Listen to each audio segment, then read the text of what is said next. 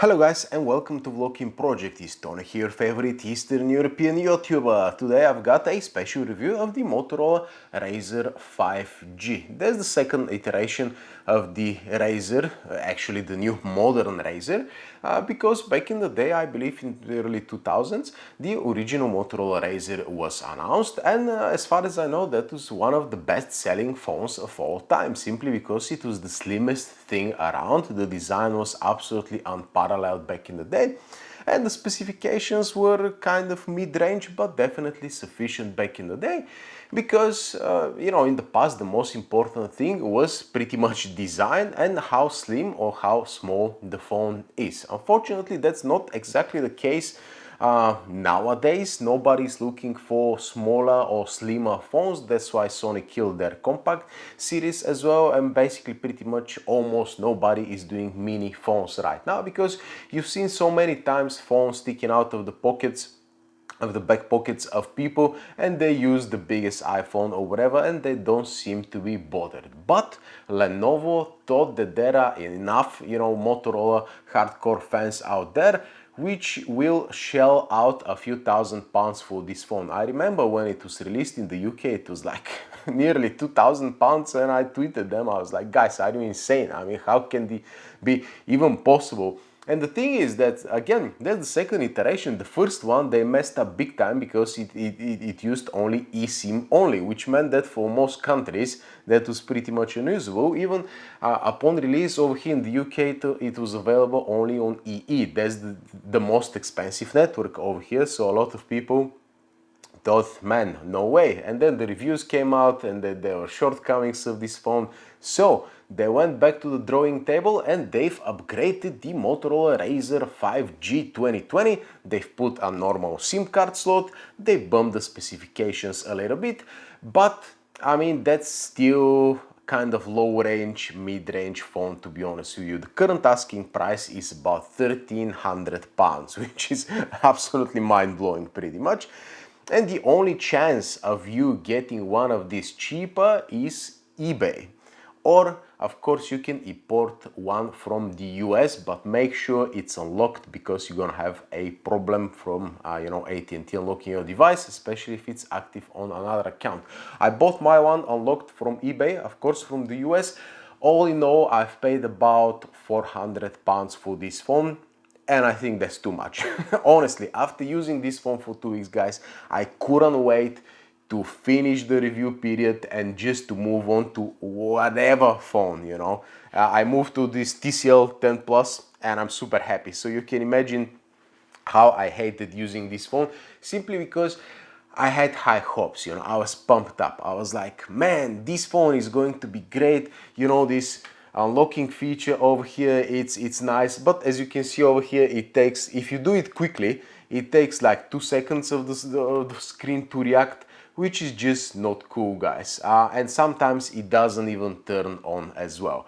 The other thing is, from security perspective, you've got face unlock, but it's extremely slow and unreliable. I really have no idea what they've done. The fingerprint reader is at the back over here. It takes a little bit of time, doing like that with your finger, because it's a little bit too low, to be honest with you. The previous design with the fingerprint at the front was better, in my opinion. But anyways, you're getting used to the fingerprint at the back, and it's not very good either. And the other thing you should worry about is the battery life. 2800 milliamp hours of battery. Slow charging is available, that's your only option. You get 40% in half an hour, and unfortunately full charge in 2 hours, guys, which is not good enough, pretty much. And in terms of optimization, the phone is optimized fine. Gaming is a little bit of a weird experience, because when you play Call of Duty, when you press the buttons hard over here, the phone does like that. It bends a little bit and it's extremely annoying. Plus, you're kind of scared to push on the screen too much. So for gaming, just forget about it. It's extremely annoying, guys. So pretty much I'm getting between 4.5 and 5.5,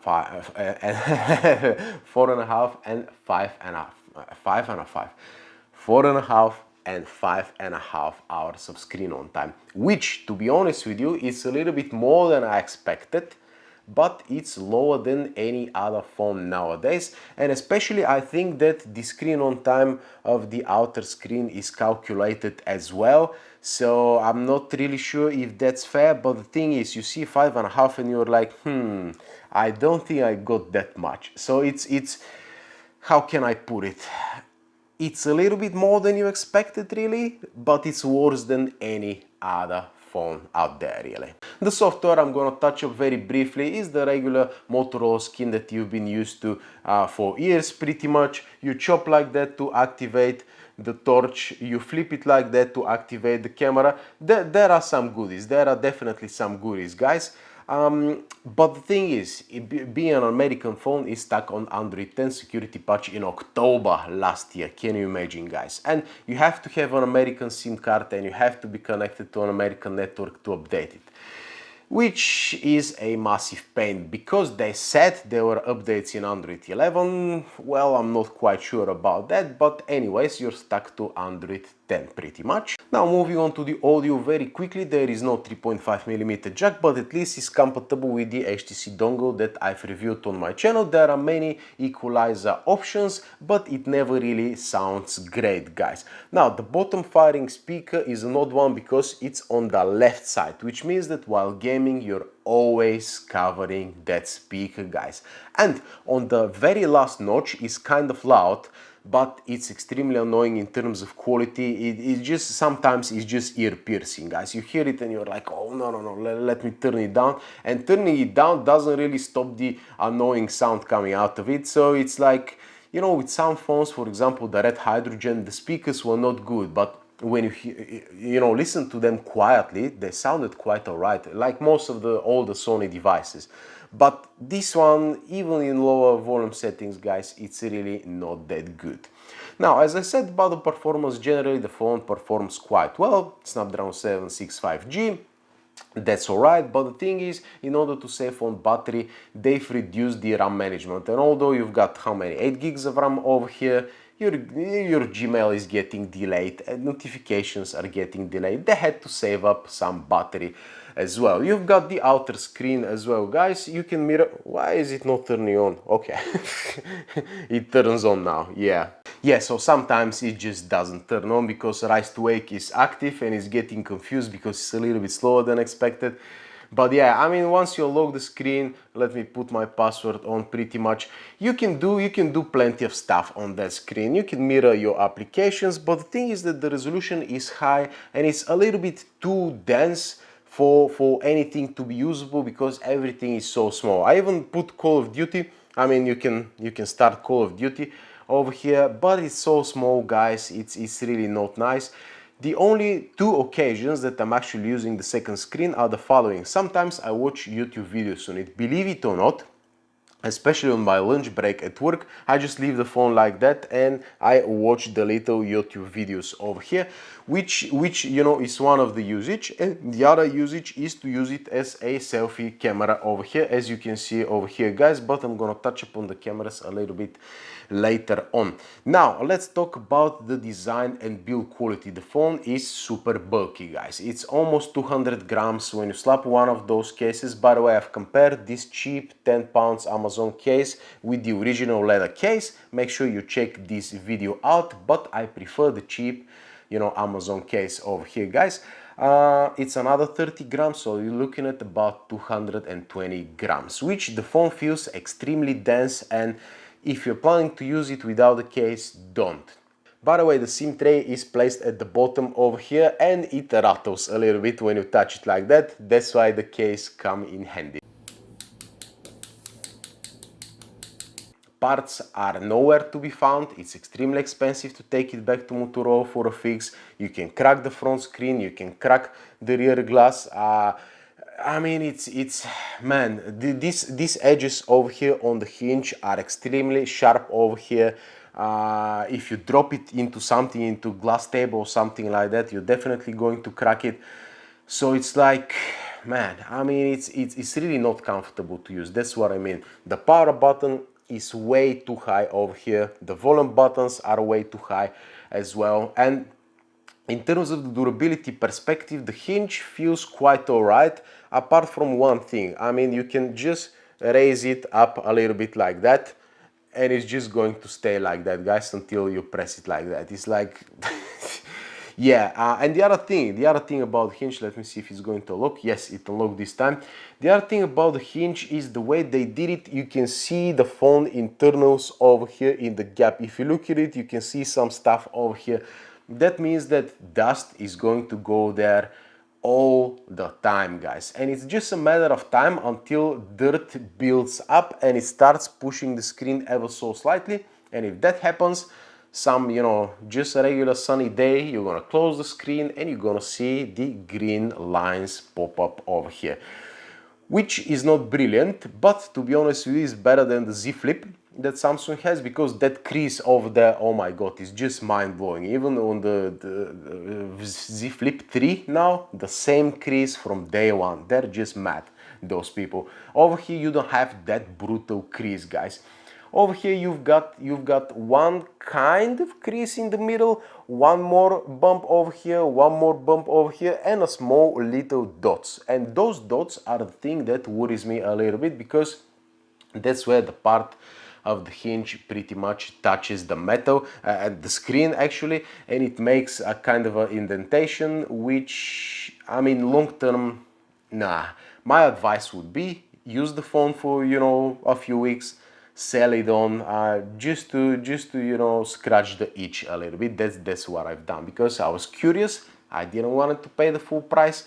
I got it and I already sold it quickly, guys, because for me, there are no advantages of using this phone. Simple as that. In terms of quality, the screen is fine. Really, it's a little bit taller than 1080p and it's narrower than 1080p, but let's say the resolution is 1080p. You're not gonna have absolutely no problems, guys. It's nice and crisp enough, it's dense enough, it's just 6.2 inches, so it's okay. Watching YouTube videos puts it like a letterbox like that, so, you know, not great, but it definitely gets the job done. Now let's talk about the cameras, guys. At the front you've got a 20 megapixel, let me check the sensor number, S5K3T2, the same as the Mi 10 Pro, can you imagine?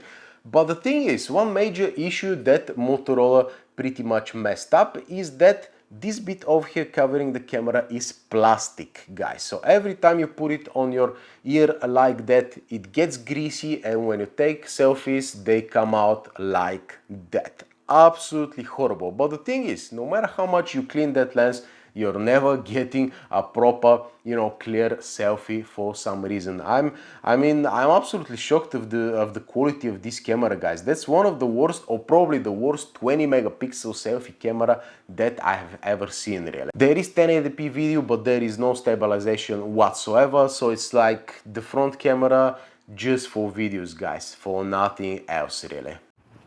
And that's the video from the actual camera. When the screen is unfolded, of course your viewing display is much bigger, so therefore better. So when you run, you get a result like that. I know that's not the best you know, weather conditions, but I'm taking advantage of the amazing weather in the UK. And the only saving grace is the 48 megapixel front camera over here, which is you know, back camera, front camera, no matter how you look at it. Anyway, it's placed at the front. You can actually, you know, use it as a viewfinder for your selfies. You just twist like that, and there you go, guys. You can you know, take your selfies. The thing is, you have to stretch all the way like that in order to, you know, take a perfect selfie, and sometimes you're catching your hand over here, so you have to, you know, get used to a little bit. And in that regard, this phone would have definitely benefit from a secondary, you know, super wide angle lens for those selfies. For videos as well, there is a stabilization. Now that there are different modes when you shoot from when you shoot it as a selfie, it's maximum 1080p and the stabilization is not very good, but the thing is, it crops the image so it looks even closer to your face than usual, guys. So definitely a super wide angle camera would have been great, but nevertheless, that's the only saving grace of the you know, front facing camera. Pretty much use it on the small screen. Now when you use it like that, taking shots like a normal phone, you've got 4K, you've got 1080p 60, you've got 1080p 30, and excellent stabilization all the way around, guys, and the photos are quite nice as well. And that comes to no surprise, because I'm gonna tell you what lens they've used in a second, guys. So pretty much you've got Samsung S5 M1, the same as the Redmi Note 9 or the Galaxy S10 Lite, pretty much. And you know, I'm impressed of the photo quality in daytime, inside, indoors. For example, over here I was shooting my kid, you know, of course with the phone. Yeah, I was taking photos of my kid, and you know, he's 1 year old, moving all the time, and the photos are most of the time blurry. And you know, low light is not very nice as well. So the camera is kind of a hit and miss, but you know, in pure daylight you can get some impressive photos. So overall, let's get this party finished, guys. Where does that leave us with the Motorola RAZR 5G? If you have a look at my Volokin Spectrum scoring system, where I've tested over 180 phones, you can see that I gave this phone only 35 points, which is on par with the Oppo A9 2020, which is 100 pounds. So that speaks to itself, guys. Nice try, Lenovo, but unfortunately another failed product who couldn't really reach up enough audience. And no surprise, at the asking price, guys, it's pretty much impossible to sell this phone to the masses. So yeah, pretty much don't waste your money, don't waste your time with the Motorola 5G. I really wanted to love it. I kind of did in the beginning. I was like, oh, the screen pops up, this and that. But as soon as you realize there are no benefits to the folding screen because the phone is so heavy and uncomfortable, you realize that you know, you've been fooled pretty much. So yeah, that's my advice. Don't waste your money and time on this phone and move to something else, and not the Z Flip. I'm never gonna get the Z Flip, because you know what my opinion is already on that one. So get something a little bit more interesting, in my opinion. So yeah, that's about it. Thank you very much for watching, guys, and we're gonna see you in the next one. Adios.